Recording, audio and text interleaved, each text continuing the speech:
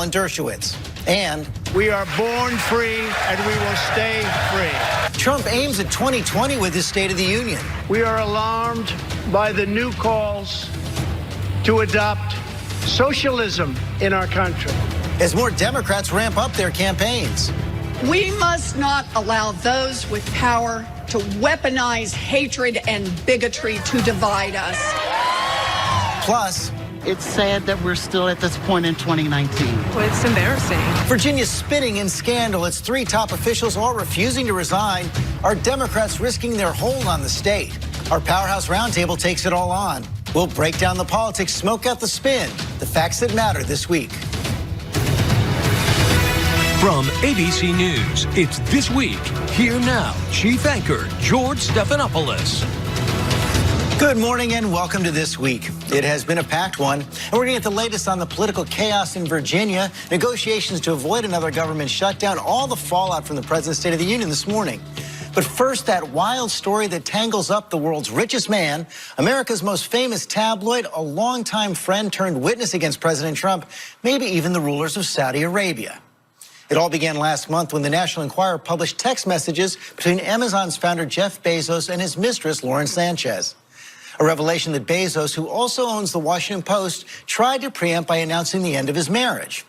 Then late this week, Bezos went public again, writing on Medium that agents for the National Enquirer and its parent company, AMI, threatened to release additional texts and explicit photos unless Bezos said publicly that the Enquirer's story about him was, quote, not politically motivated.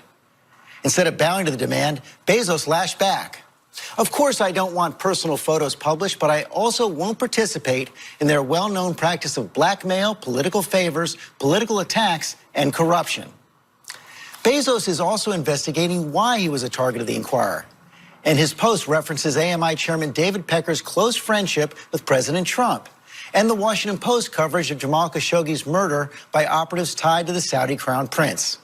Quote, an AMI leader advised us that Mr. Pecker is apoplectic about our investigation. For reasons still to be better understood, the Saudi angle seems to hit a particularly sensitive nerve. Federal prosecutors are now reviewing the Bezos accusations, which could jeopardize AMI's existing immunity deal, in which the company admitted to quashing damaging stories about Trump to help his presidential campaign. That is some of the background. Here to respond, David Pecker's attorney, Elkim Abramowitz. Thank you for joining us. Morning, George. This morning, right out there, Jeff Bezos says extortion, blackmail. It absolutely is not extortion and not blackmail. What happened was the story was given to the National Enquirer by a reliable source that had given information to the National Enquirer for 7 years prior to this story. It was a source that was well known to both Mr. Bezos and Ms. Sanchez. Was it Michael Sanchez? I can't discuss who the source was. I will it's confidential within AMI, so I'm not going to answer who the source was. It was somebody close to both Bezos and Ms. Sanchez. Let me show some of the correspondence that Mr. Bezos published. He had this was a letter from AMI's lawyer John Fine, the deputy counsel, and it lays out 2 of the conditions he was setting. One, a public acknowledgments from the Bezos parties that they have no knowledge or basis for suggesting that AMI's coverage was politically motivated or influenced by political forces. And then point 3, AM agrees not to publish, distribute, share, or describe unpublished texts and photos. That seems like a pretty clear offer. AMI won't publish these photos if they get this statement from Bezos. George, you have to understand the context. The story was already out, and there were not the photos. Not those photos. I think there were some photos that were in the original story. I think both Bezos and AMI had interests in resolving their differences. Bezos didn't want another story written about him or those pictures published. AMI did not want to have the libel against them that this was inspired by the White House, inspired by Saudi Arabia, or inspired by the Washington Post. It had nothing to do with it. It was a usual story that that National Enquirer gets from reliable sources. The National Enquirer believes that these photos were newsworthy. Yet they're offering there not to publish them in return for a thing of value from Jeff Bezos, letting go of the legal liabilities, saying that it wasn't politically motivated. How is that not extortion? That is not extortion because all that AMI wanted was the truth. Bezos and Ms. Sanchez knew who the source was. Any investigator that was going to investigate this knew who the source was. It was not the White House. It was not Saudi Arabia. And the libel that was going out there slamming AMI was that this was all a political hatchet job sponsored by either a foreign nation or somebody politically in this country. That is something that, and the story was already published. It's a news decision to decide how long you can go with the same story, so that each side, it was part of a legitimate negotiation. Each side had something that they wanted. A source close to those conversations, familiar with those conversations, says this was a crime, not a negotiation. The source is totally wrong.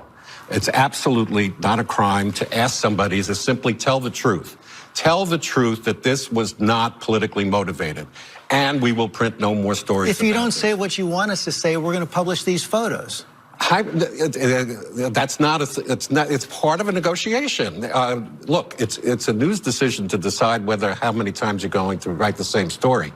The story was already out there. I think people misunderstand that this was a post-publication negotiation to resolve any of the outstanding issues.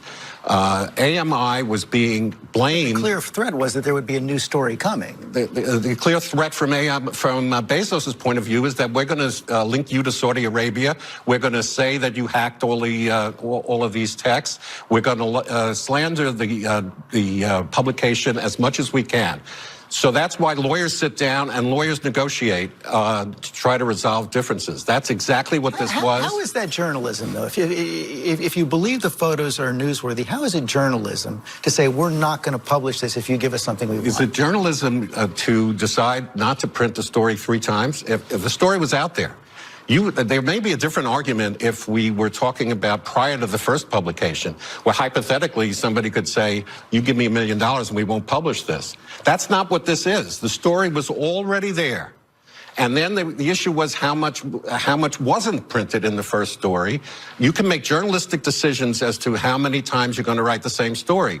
That's not the job of the prosecutors or anybody else to determine. You said the source is someone who's been a reliable source to AMI, also close to 7 years. Ms. Sanchez. Jeff Bezos' security consultant, Gavin DeBecker, has publicly named Michael Sanchez, the brother of Lauren Sanchez, as a possible target of his investigation. Now, Michael Sanchez is a vocal supporter of President Trump, an acquaintance of Roger Stone and Carter Page, and he told, the Washington Post reported that he was told by multiple people at American media that the National Enquirer set out to do, quote, a takedown to make Trump happy.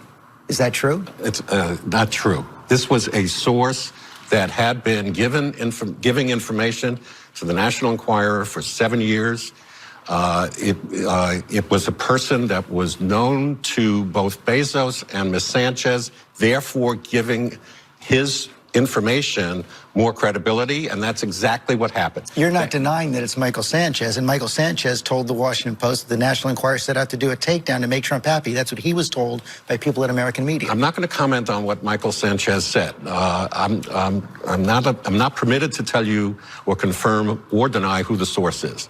I can tell you it's not Saudi Arabia, it's not President Trump, it's not Roger Stone, but I cannot tell you who the sources. Up on page 2 of the program, we showed that piece from Jeff Bezos' post where he said that an AMI leader advised us that Mr. Pecker is apoplectic about our investigations for reasons still to be better understood. The Saudi angle seems to hit a particularly sensitive nerve. And I just want to run through some of the timeline here. Back in July 2017, David Pecker was at the White House with a man named Casey Grine, who's a Saudi advisor to the Saudi royal family. I think we have a picture of Mr. Grine there in the Oval Office back in the summer of 2017. That picture comes from something that AMI published in March 2018, a 100-page glossy about the virtues of Saudi Arabia. Printed 200,000 copies. And then on basically the same day that the Jeff Bezos piece was published, AMI closed on a $450 million restructuring of its debt. Did any of that money come from Saudi Arabia? Zero. Not a penny? Not a penny. So it has Never nothing- has. AMI sought financing from the Saudis, but never obtained any. Doesn't have any Saudi Arabian financing. Well, why did AMI National Enquirer, David Pecker, publish this 100-page glossy about Saudi Arabia? That's a journalistic decision that they made. It's not. There's nothing illegal about it. Nothing to do with anything that this investigation is about. Not an attempt. It was published in March of 2018. Not an attempt to curry favor with Saudi Arabia? Not that I'm aware of, and it was published. There were journalistic reasons for publishing it that have nothing to do with any of what we're talking about. Do you know how it did? It's $13.50 a copy. It's a pretty steep price. I really don't know. I didn't buy it, but I don't know. Ronan Farrow and others have come out since the Jeff Bezos post with a number of charges about AMI as well. Here's Ronan Farrow saying, I and at least one other prominent journalist involved in breaking stories about the National Enquirer fielded similar stop digging or will ruin you blackmail efforts from AMI. Ted Bridus of the AP.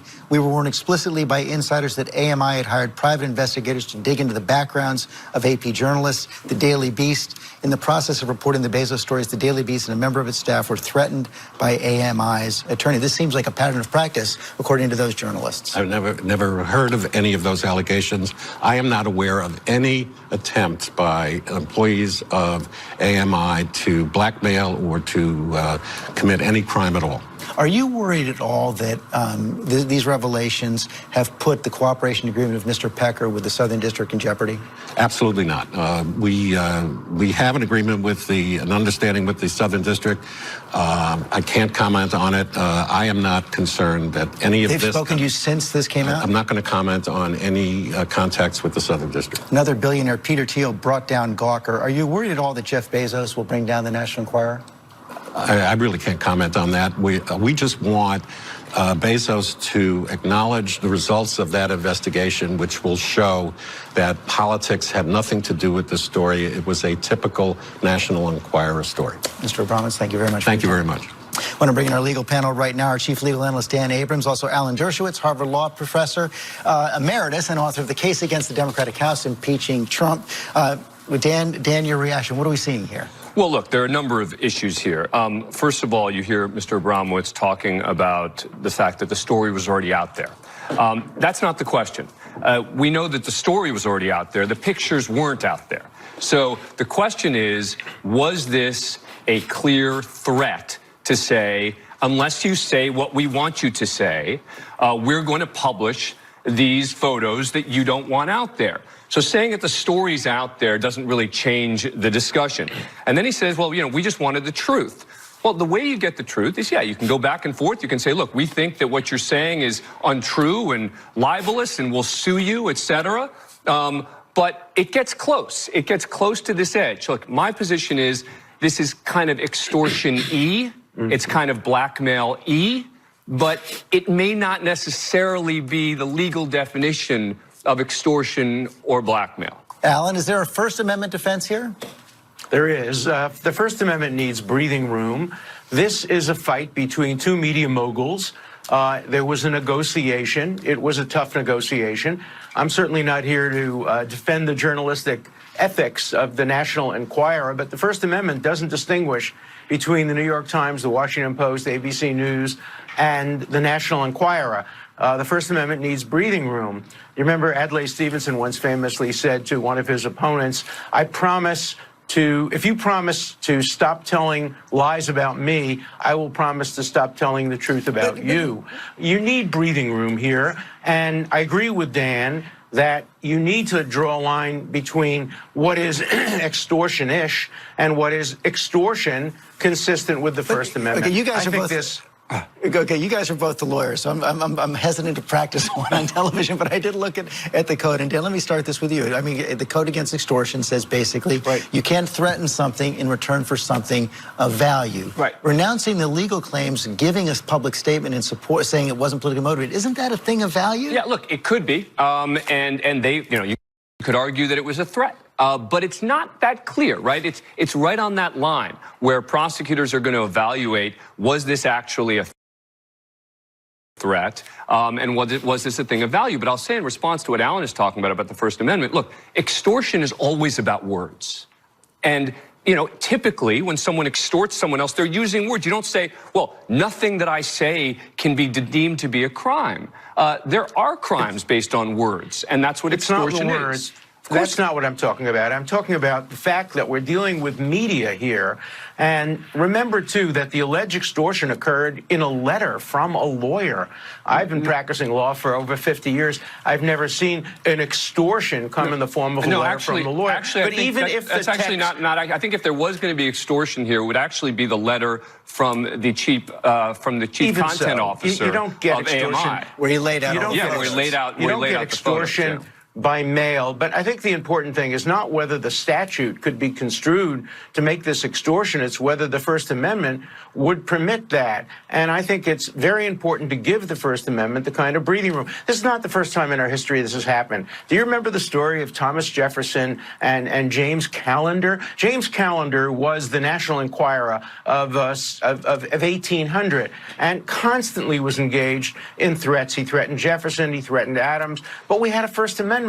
Callender was, in fact, arrested under the Alien and Sedition Act, and Jefferson then pardoned him. We have to give breathing room to the First Amendment. When there are any doubts about whether extortion applies, you resolve those doubts in favor of freedom of the press. Let Bezos fight and argue in the public. Let him release his posts. Let the other side argue. But let's not get prosecutors investigating how journalists operate, because that endangers the freedoms under the First Amendment. Yeah, but the fact that that American media is a media entity does not immunize them from the types of crimes we're talking about here. Again, I'm not saying that it is a crime, but I'm saying this notion that because it's a fight between two media entities, therefore it means that the laws are different.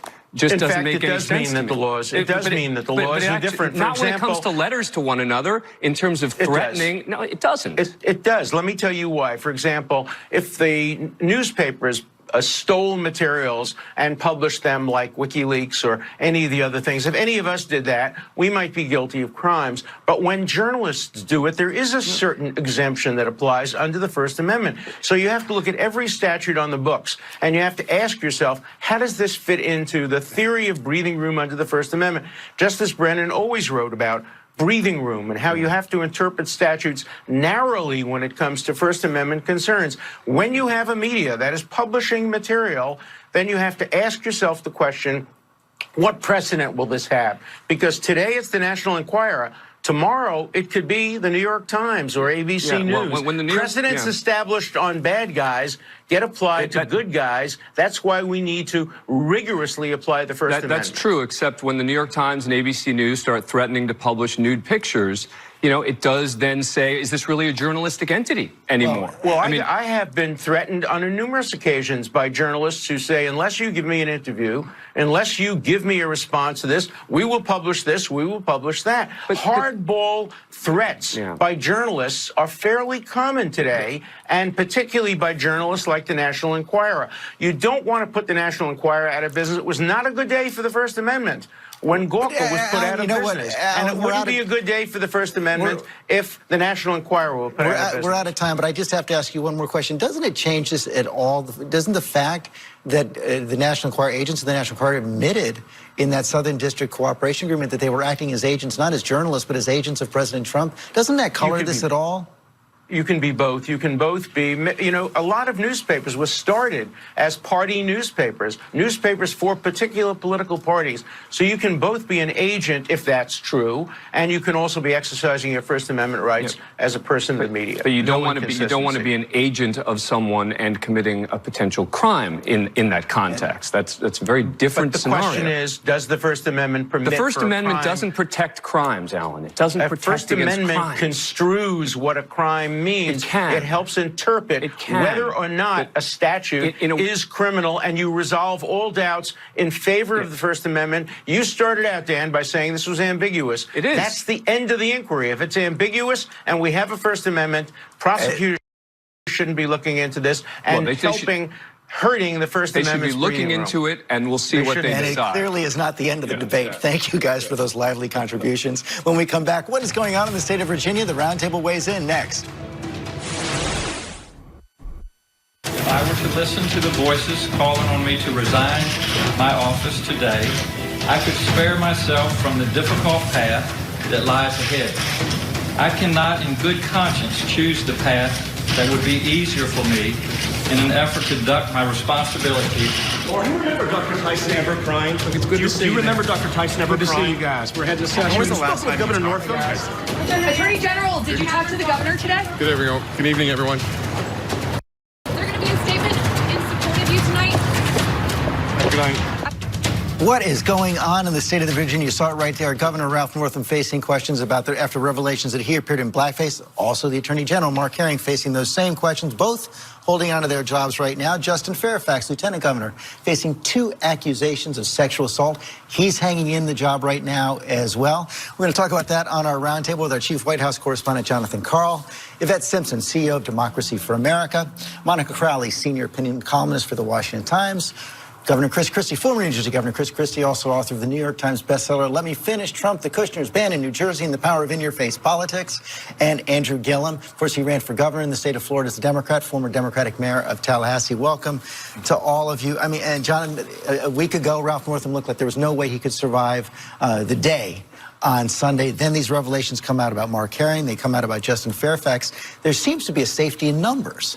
Yeah, absolutely, because if all 3 of them go, you have a Republican running Virginia. But, George, there are clear national implications here. The state of Virginia is a state that has voted for the Democrats in the last 3 presidential elections, a key part of the Democratic math for winning the White House.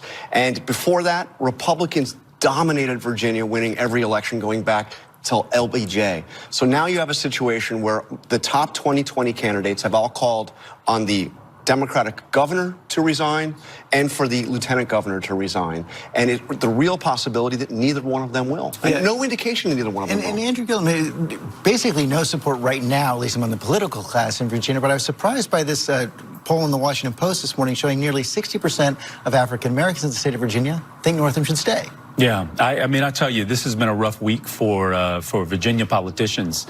But I have to admit, I just don't think that we've gotten this right yet as a country. Following Trump, we didn't know really what to do in those allegations. The Kavanaugh, there was not a very clear. Yeah, of course. And all of these cases, not just race, but also sexual assault. And I think that this is a moment where we've got to start to model what it looks like. How do you have grace? How do you reckon with what it means to admit what you've done, reconcile that, get on a pathway to improving the community and not making this a very selfish act? We've not been able to see this modeled well, I think, so far in this country. And maybe we can make this a moment, frankly, across all 3 of these cases, and it'll look different for each one. That's what I was saying. To reconcile. I wonder if there's a problem here, Chris Christie, by having all 3 cases come up together. Is a sexual assault, 2 sexual assault claims the same as revelations about blackface many years ago? I would say no, but I'd start off this way. Governor Northam, I think, is the guy with a huge problem because of the way he handled it. You know, no one in America, I think, believes that he thought he was on the page, it was him in the picture, and it wasn't him in the picture, then he doesn't know how it got there, and he doesn't even know if he knew about it before. I mean, nobody believes that. He was obviously struggling because he knows what the truth is, and he's not giving us the truth. And I think that's going to catch up to Northam at some point. But as for the lieutenant governor, you know, now he's asking for an FBI investigation, kind of trying to model it after what Democrats were calling for, and he's trying to equate himself with Brett Kavanaugh. And saying to Democrats, it's a clear appeal to Democrats to say, don't ask me to resign. You were at least going to give Kavanaugh an FBI investigation before you asked him to step away from his nomination. I deserve the same thing. But I think the mayor is right. We don't know how to deal with this stuff as a country. We're not dealing with it well. And I don't know what the statute of limitations on any of this stuff is either. When is a youthful indiscretion too? I don't know that these things fit into that category, but we're not even asking the question. Big picture, Virginia deserves better. They deserve better than racism and sexual assault. And there is a leadership bench right below the top 3 leaders that is prepared to lead without all of the stain of all of these things. But John is right. The Republicans would take over if they all left at the same time. There is a succession plan with timing that allows apparently some appointment that might allow us to keep the leadership at the Democratic Party. So if that's possible and there's a way forward for that, depending on the timing of the resignations, I think that respects what Virginia voters wanted in having Democratic leadership, but doesn't have to have these 3 leaders in particular. Because I don't know, I mean, for the points that have been made, no one's accepting responsibility, which is a huge issue of integrity beyond the allegations at first. And honestly, you cannot lead with that type of stain. Democrats, Virginians deserve better. And I will say, this is a point I want to make. Democrats at least are calling for accountability. I want to give them a round of applause for that because we don't see that everywhere. So own up to your mistakes, step down, allow new Democratic leadership to take the helm. We should be having a national conversation about forgiveness and mercy and grace. I just don't know that Virginia as a test case with all the rank politics involved going into a 2020 presidential election is going to be the model for that kind of conversation. This is hugely problematic for the Virginia State Democratic Party, but it's also hugely problematic for the national party as well. Virginia is a critical swing state. Every Democratic presidential candidate, including the ultimate nominee, is going to be asked ad nauseum about that blackface photo. They're going to have to answer that. Now, all of the Democratic candidates may, in fact, condemn the photo and Northam, but voters are going to be reminded of this every day from now until Election Day 2020. So the question for the Democratic Party is, are they willing to sacrifice Virginia in 2020 on the altar of Ralph? I'll let you answer, then I want to ask Chris a question. Well, question. not just 2020. I mean, the reality is there's a state legislative election this year in Virginia, right? And we're teeing that up, right? Our organization has been working on flipping Virginia since 2013. We are just a few seats away. We are concerned about the bench below, and that's why we want to resolve this, get these individuals to acknowledge their transgressions, make amends, step out, allow that bench of people of color, of white progressives who are ready to step up and lead, to be able to take the state forward. It certainly seems that Ralph Northam isn't ready to do that, at least right now. But you've been a governor. Can he effectively serve for 3 years in the wake of this? Well, I don't think so. I mean, listen, as a governor, your key relationship is with the leadership of the legislature. And the leadership of the legislature is calling on him to step down. And if they won't deal with you, you can't get bills passed. You can't get nominations confirmed. You can't get any of that stuff done. So I think he's going to have a hard time. But if some Democrats are going to be selfish about this and say, well, if all 3 of them are going down and they can't play the timing game that you're suggesting they play, and the Republican is going to be the governor, they may just try to lift this one out. But in the end, I go back to the pictures on Northam. You know, we were talking about the blackface picture, but the other picture is someone with a Ku Klux Klan hood on. How does he know it's not him? Well, if he doesn't remember, we can't see who it is under there. Andrew, right? And I think he's got to be honest with people and say, you know what? Either it was me or it wasn't. Nobody's forgetting that they took one of those pictures. Nobody's forgetting that. The governor's right. There is a sequencing here that has to happen, some acknowledgement. I know there's been a reading list assigned, but we've gotten there before we've gotten to the point of really reconciling what has happened. What exactly are we taking responsibility for? But I will say this. Differently than how I think the other party has managed some of these in the past, the Democratic leadership across the board, every major presidential candidate has stepped up and decried what we have seen there and have demanded that they step down. Now, what is true is that none of us will get to make that decision, that these individuals will, and the people of their states will determine what they're willing to tolerate. There's also a big question of another shoe to drop, right? So we saw a second shoe drop with the Lieutenant Governor, Justin Fairfax, with a second accuser coming forward. So now you've got another question for the national and state Democratic parties in Virginia, which is anyone willing to sacrifice the Me Too movement on the altar of Justin Fairfax? And I don't think anybody is prepared to dilute that movement for him. And in the case of the blackface photo, he's denied that he's in the photo, but you know enterprising reporters are on that story trying to find both individuals who are in that picture. And if you get another shoe dropping, then it's really curtains, I think, for the whole Democratic Party. And the bottom line, how do you resign if the person that then becomes governor is somebody who has been accused of 2 cases of sexual assault? It's a tough question. Got to take a break. You guys are going to be back. Up next, deadline for another government shutdown just 5 days away. Will President Trump get what he wants for the border wall? We're inside the negotiations next.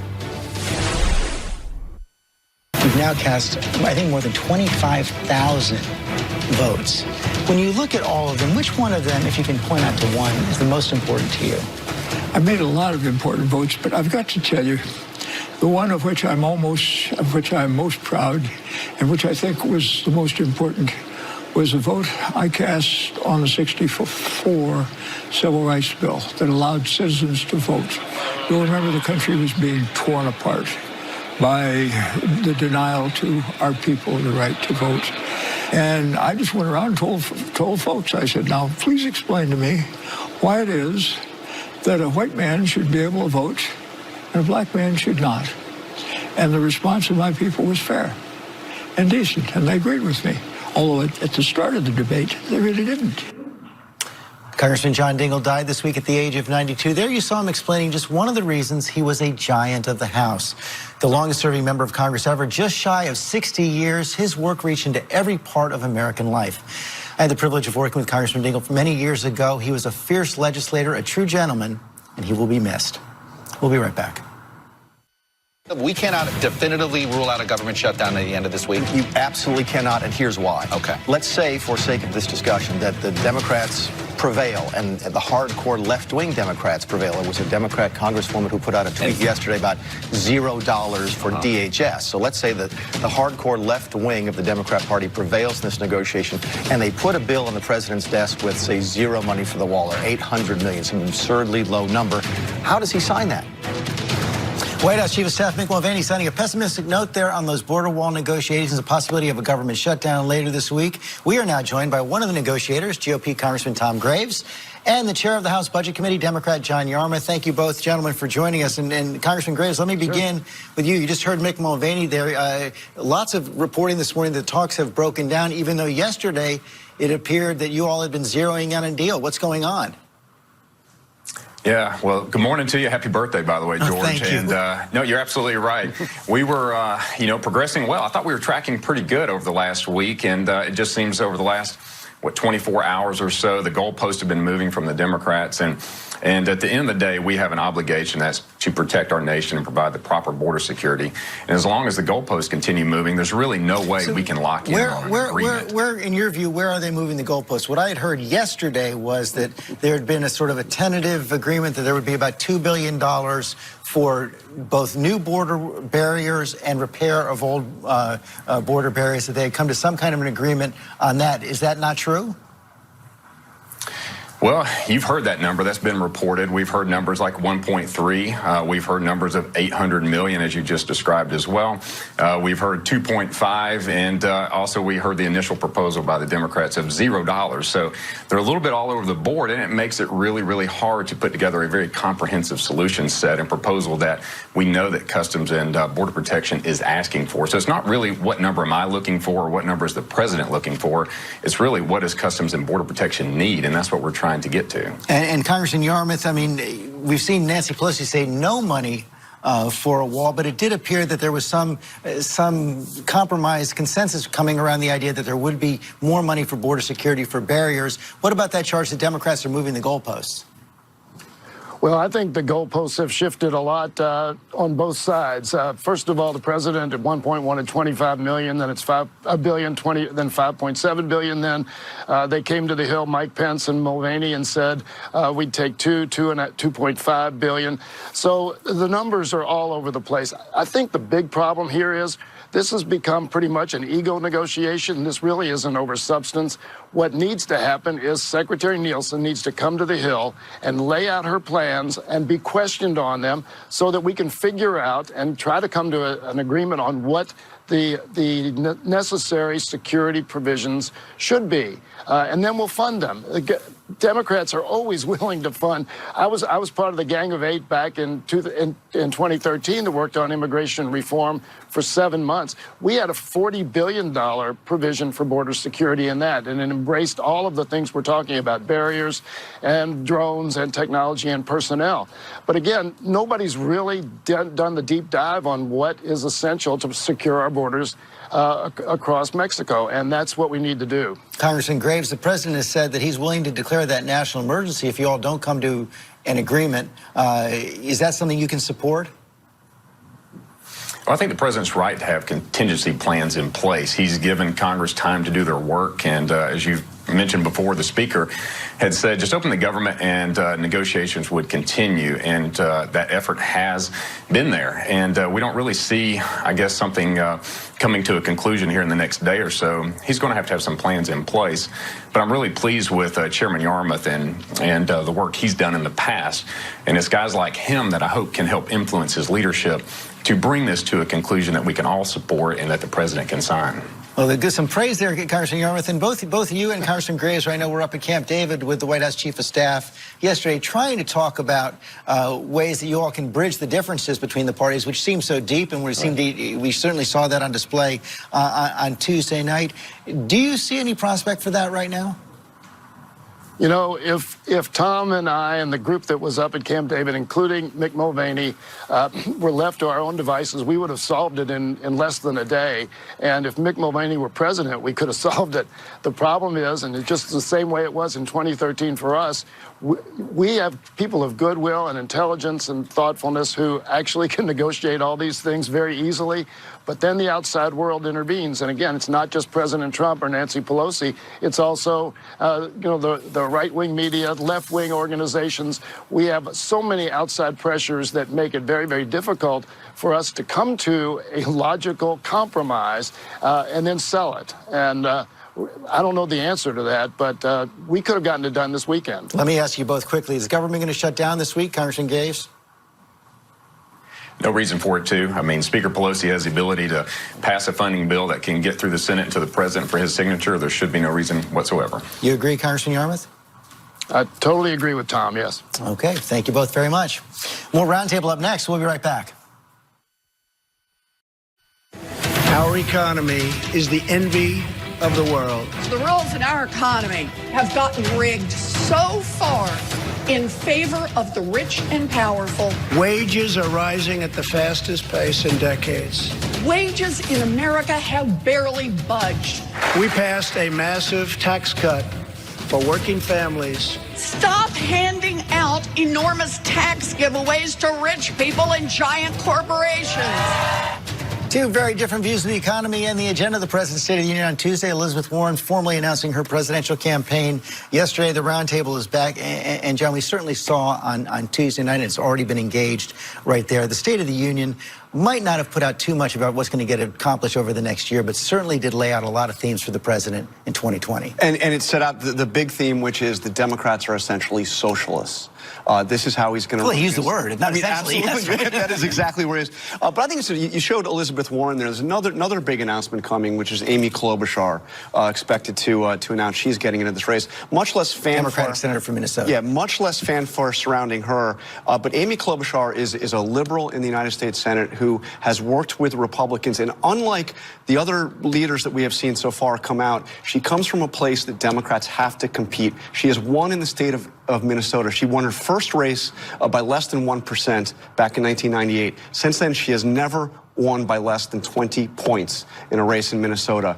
And she has, unlike Elizabeth Warren, Kamala Harris, she hasn't come out for some of those big ticket progressive items, Medicare for all, abolish ICE. She is a liberal who hasn't gone too far left. And once she announces it, there will be more women Democratic candidates than men Democratic candidates. But John has hit on what is likely to be a real fault line inside the Democratic Party between, for want of a better word, centrists and progressives who can be vulnerable, at least Bernie Sanders said he was as well, to the charge of socialism. You know, Donald Trump did a great job, right, at the State of the Union of trying to message this issue as a polarizing issue. But what we know about the issues that progressives push, most Americans support. Medicare for all, 70% of Americans support it. Green New Deal, 60% of Americans support it. These are not far less left socialist ideals. The idea that rich Americans should pay their fair share is not a new idea, right? We've been here as a country.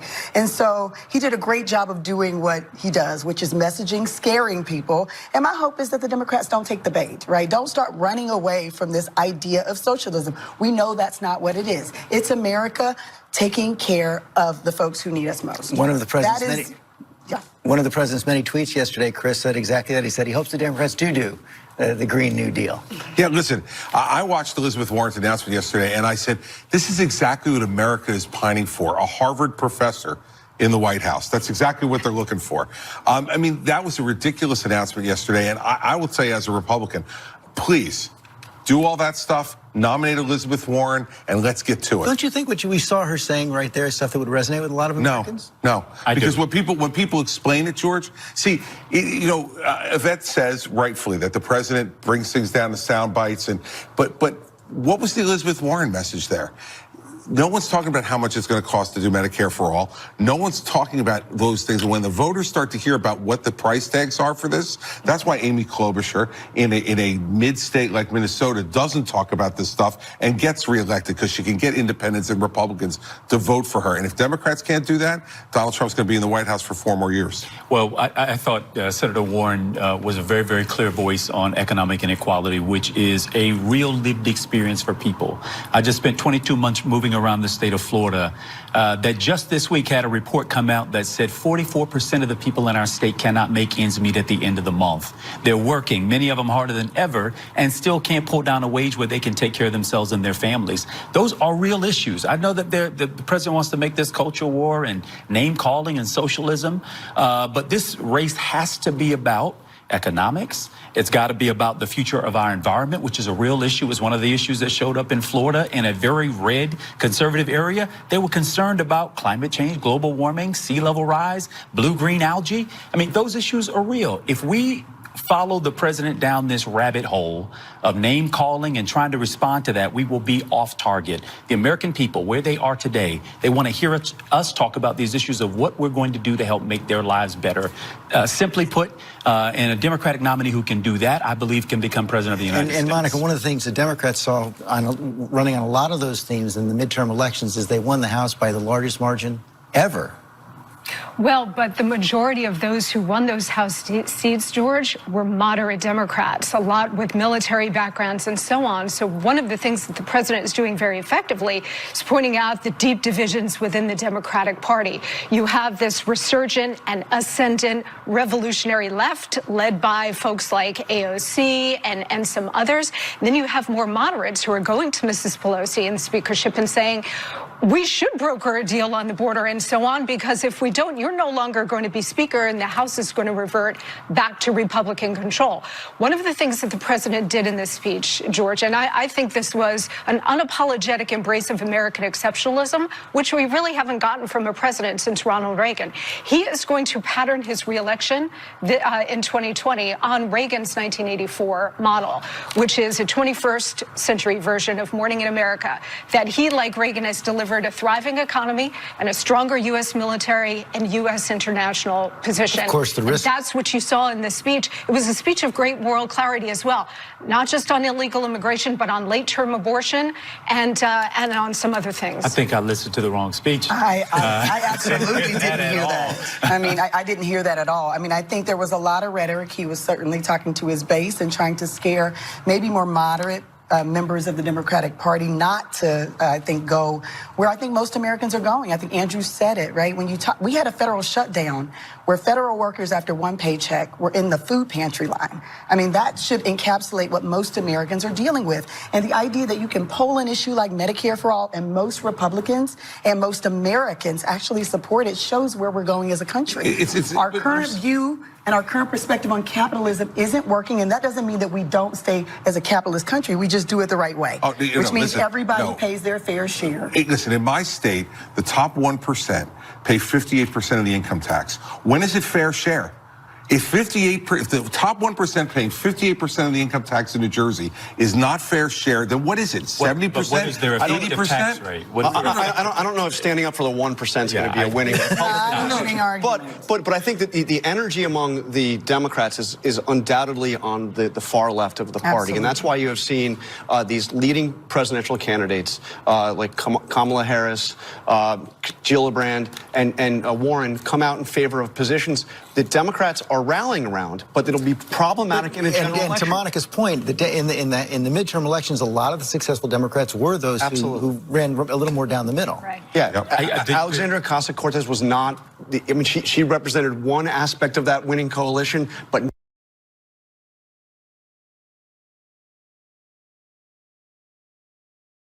not the majority of that. And what Trump is trying to do is to define her as the voice of the Democratic Party. It was a diversity of candidates, by the way, that won elections to the United States Congress and to legislative seats, to governorships around the country and otherwise. But listen, if we think for a moment that people are satisfied economically where they are in this country, we've got another thing coming. People are terrified of going bankrupt over illness, health care.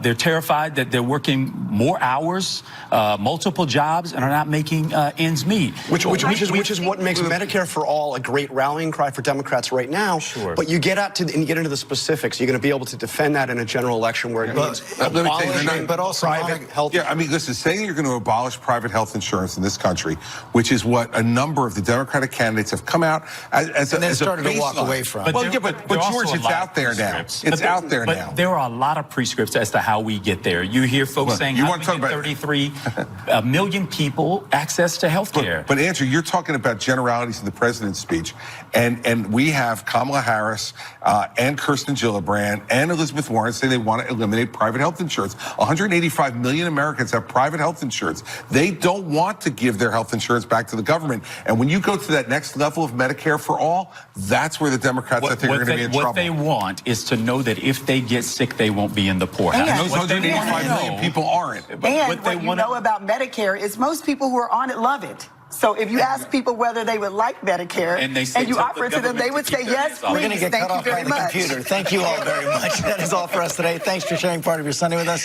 Check out World News Tonight, and I'll see you tomorrow on GMA.